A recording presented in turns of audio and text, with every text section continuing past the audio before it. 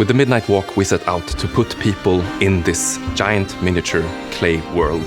And fans are going to be horrified at the monsters, but they'll also meet a wide cast of interesting characters, and they're just going to gawk at these giant clay models around them. That's unlike anything they've seen before. And the PSVR2 allows us to just deliver the most gorgeous game we can.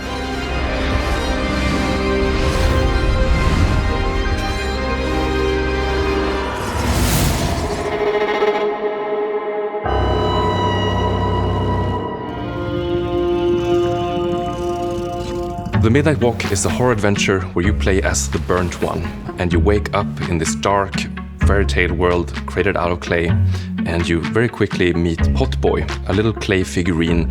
He comes alive, and you journey down the Midnight Walk and survive all these terrors along this highway of nightmares and solve problems, bring warmth back to the creatures of this world. The idea of this game is that we really want to put people into sort of like a miniature stop-motion world. That we've always been attracted to something that's handmade, and I think it's very interesting to see the textures and the details that you get from real materials. So when I found that you can actually just 3D scan these models that we have and you can get them into PSVR2, that got me super excited. I feel like we're stuck in a digital era which creates so much same, and we really wanted to do something tangible, something that is more close to real than any digital media can give. We have made actually 700 sculptures for this game. We sculpt the characters, the props, and cool trees. We have some tiny stars that we use paper mache, and then we use cardboard for the houses and papers. It's a lot of variety. Then we paint them and give them a more rustic and gritty tone. Afterwards, take tons of photos of it, and then voila, we got this beautiful mesh and hopefully very nice fidelity on the textures. And then our animators animate it so it looks like stop motion.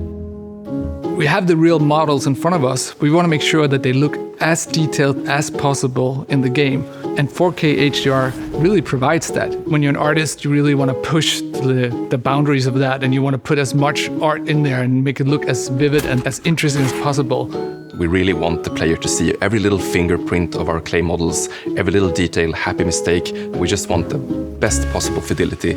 You know, we really wanted to push the different sense of scale.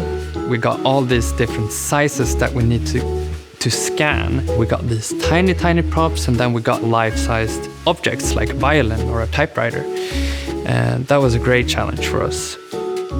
And it's so amazing to see these little tiny characters that you build being scaled up to like 5-meter monsters in front of you.